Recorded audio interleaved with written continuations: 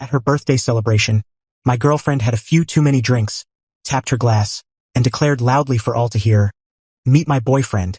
He covers the expenses, showers me with presents, trails me like a loyal puppy, yet still believes I'm truly in love with him." Her friends burst into laughter. When I stood to leave, she gave a smug grin and said, "Don't be so touchy. You'll come running back anyway." I stayed silent and walked out. This morning, her mother appeared at my doorstep, pleading with me to reach out to her. Throwaway account for obvious reasons. Those who know me would spot this tale instantly. Some guys discover betrayal bit by bit. A stray message, a hint of perfume on a shirt. The fortunate ones remain blissfully unaware. Me? I got a public proclamation with an audience. It was a scene straight out of a primetime drama. I'm 38, been with Lauren, 34, for 3 years. I'm a professional chef, running my own restaurant that's finally breaking even after years of grueling 80-hour weeks and sinking every cent into it. It's not glamorous, just honest food in a cozy spot with loyal regulars and bookings a month out.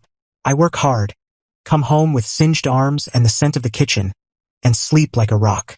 It's a straightforward life, and I was content with it.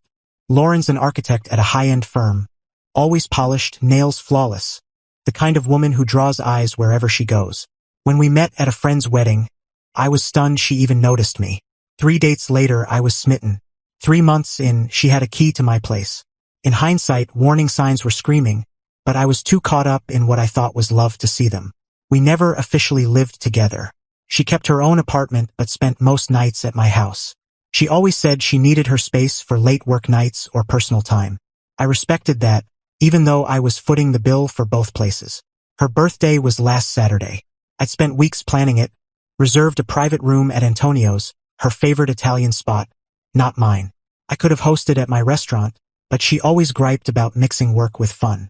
I invited 20 of her closest friends, ordered a custom cake with that fancy edible gold she loves, dropped $3,000 without blinking, because that's what you do for someone you care about, right? The dinner was going smoothly. Great food, wine flowing, everyone in high spirits. Lauren had been sipping martinis since we arrived. Not falling down drunk, but definitely more unguarded than usual. She sat at the head of the table, me to her right. Her work friends Emma and Sophie were there, a few guys from her Pilates class, her sister Hannah, some old college pals. Then came the toasts. Her best friend Lila went first, sharing a story about their college road trip. I went next, kept it short, said I loved her and hoped for many more birthdays together. Guests raised their glasses, sipped their drinks. That's when Lauren stood, glass in hand. I thought she'd thank everyone for coming. Instead, she scanned the room with a sly grin, then rested her hand on my shoulder. "This is my boyfriend, Cole," she said, gripping a bit too tightly. "He pays the rent, buys the gifts, follows me like a puppy." She paused for effect, then added, "And still thinks I'm in love with him." The table fell silent for a moment. Then her friends, her damn friends, started laughing. Not everyone, her sister looked horrified, but enough laughed that it felt like the walls were closing in.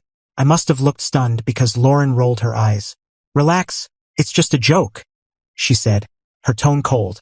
I folded my napkin, stood, and grabbed my coat from the chair. "Where are you going?" she asked, irritated, like I was spoiling her evening. "Home," I said quietly. I didn't want to make a scene, just needed to get out before I said something I'd regret. That's when she delivered the final blow, loud enough for everyone. "Don't be so dramatic. You'll come crawling back anyway." She said it with such confidence, such disdain, like I was a pet trained to return no matter how badly treated. I didn't respond, just left, drove home in silence. No music, no calls, just the hum of the road and my thoughts spiraling. What had just happened? And why wasn't I more shocked? At home. My house, modest but mine, with a nice yard and the patio I built last summer. I poured a glass of whiskey and sat outside. 3 years of memories suddenly looked different.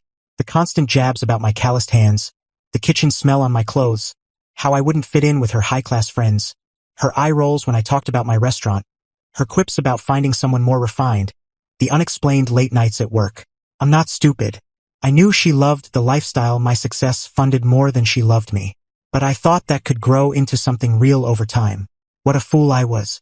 My phone lit up for hours. Texts from Lauren, from furious, "You ruined my birthday," to defensive, "It was just a joke," to to pleading, "Baby, please come back." I muted the notifications but didn't block her.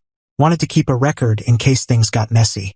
Sunday morning, I woke with a clarity I hadn't felt in years. I gathered all of Lauren's things from my house. Clothes, cosmetics, jewelry, the treadmill she bought and barely used, and packed them neatly into boxes. Took me a few hours. I placed her key on top of a box and loaded everything into my truck. I drove to her apartment. She'd given me a key early on, and I'd used it to drop off stuff or wait for her when she was late. I let myself in and stacked the boxes in her living room. Then I wrote a brief note. "This is me not crawling back. Your rent's covered until the end of the month. After that, you're on your own." Left my key with the note and walked away. By Sunday afternoon, my phone was buzzing again. Lauren must have seen the boxes. She sent a photo of them in her living room with the caption, "Seriously? This is how you're handling this?" Her texts turned desperate. Calls every few minutes. I didn't pick up. Instead, I called my attorney, explained the situation, and asked him to draft a document ending any financial ties to her. I contacted my bank, removed her from my credit card, and changed the passwords on my streaming accounts. Sunday night was tough.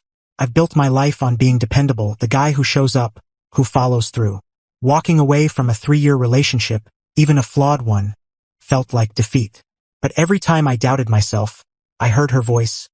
"You'll come crawling back anyway." Like hell I would. Monday, I threw myself into work, chopping, planning menus, organizing staff schedules. I told my sous chef, Jake, what happened. He nodded and said, "She was never good enough for you, boss. No drama, no sympathy session, just understanding and moving on." That's why I love kitchen people. There's a raw honesty there I've always valued. Monday night, Lauren ramped things up. She posted on social media about how someone was having a midlife meltdown and throwing away the best thing in his life. Her friends chimed in, calling me toxic and childish. I blocked them all but kept her number unblocked, documenting everything without replying. Tuesday was more of the same, except she started using mutual friends as messengers. "Lauren's really torn up, man," my friend Nate texted. "Maybe talk to her?" I told him what went down. He didn't text back. Wednesday morning, something unexpected happened. I was getting ready for work when someone knocked. It was Lauren's mom, Diane, standing there, eyes puffy from crying. Diane's always been warm to me, treated me like family. She's the one who said my Coco Vin was the best she'd ever had. Seeing her so upset nearly shook my resolve. "Cole," she said, voice breaking, "please call Lauren. She hasn't eaten in days. She's falling apart." I invited Diane in, made her coffee, and calmly explained what happened at the birthday dinner. Her face crumpled as I spoke.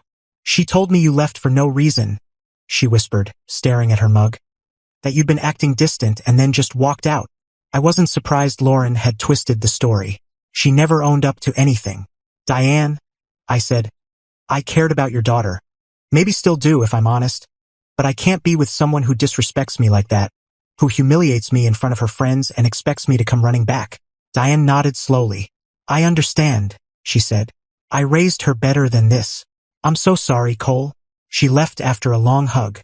Watching her drive away, I felt lighter. Even if Lauren never admits what she did, at least someone in her family knows the truth. By Wednesday evening, Lauren was escalating again. She had her sister call my cousin, her Pilates coach email my sous chef, and my security camera, installed after a break-in last year, caught her driving by my house twice. I didn't respond to anyone. The silence felt empowering in a way I hadn't anticipated. Tonight, I've been reflecting on self-worth, on the line between being dependable and being a pushover. For too long, I blurred the two. Not anymore. To anyone who's been where I am, giving everything, accepting crumbs of affection like they're a banquet, I hope you find the courage to walk away. Stings at first, but there's peace waiting. Believe me, I don't know what tomorrow holds. Maybe more of Lauren's proxies. Maybe the start of healing. One thing's for sure. I'm not crawling back. Not now. Not ever. Update 3 days later. A quick update since many asked. Yes, Lauren's still trying to reach me. Her approach has shifted from angry to apologetic. Yesterday, she sent a handwritten letter via courier.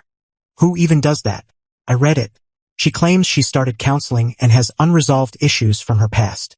Maybe so, but that's not my burden to carry. Some asked about finances. I've covered my bases. My attorney sent her a formal letter ending any financial support. The apartment lease is in her name only, though I was paying it as a gesture. The car's mine. She has her own. I've documented everything in case she tries to claim we were common-law married or something. Her sister Hannah reached out to apologize for Lauren's actions, saying she was appalled by the birthday dinner. Apparently, she's been telling Lauren for years she treated me badly. Nice to know someone in her circle has a moral compass. As for revenge, living well is my only goal. I'm back at the gym, reconnecting with friends I'd sidelined, and enrolled in a specialty baking course I delayed. Turns out, saving the $3,000 a month I was spending on Lauren opens doors. I'll update again if anything big happens, but I'm hoping this chapter's closed. Final update 2 weeks later. This is likely my last word on this, as things have calmed down and I'm ready to move on. The biggest news. Diane, Lauren's mom, invited me to lunch last weekend. I was wary but went. She apologized again for her daughter's behavior and shared something I didn't know. Lauren has a history of this. Her last 3 relationships followed the same pattern, using successful men, then acting shocked when they left. I love my daughter, Diane said, but she needs help I can't provide. Apparently, Diane's been pushing Lauren toward therapy for years. That letter about starting counseling? Just another manipulation. Lauren stopped contacting me after her mom stepped in. She's now telling people I was emotionally distant, and she ended things for her well-being. Typical revisionist history, but I'm past caring. To the person who said I should have called her out at the dinner, maybe you're right. But dignity, to me, is refusing to engage in drama. I walked away because it felt right. I've been on 2 dates with a woman from my baking class, going slow, but it's nice to talk to someone who asks about my day and actually listens. After years of one-sided talks with Lauren, it's a breath of fresh air. The best part? I sleep soundly now. No more tiptoeing around. No more checking my bank account with anxiety. No more pretending to be someone I'm not to please someone who was never satisfied. Some called me a hero for how I handled this. I'm just a guy who decided his self-respect wasn't up for negotiation. If that makes me a king, I'll wear the crown. Thanks for the support. It meant more than you know.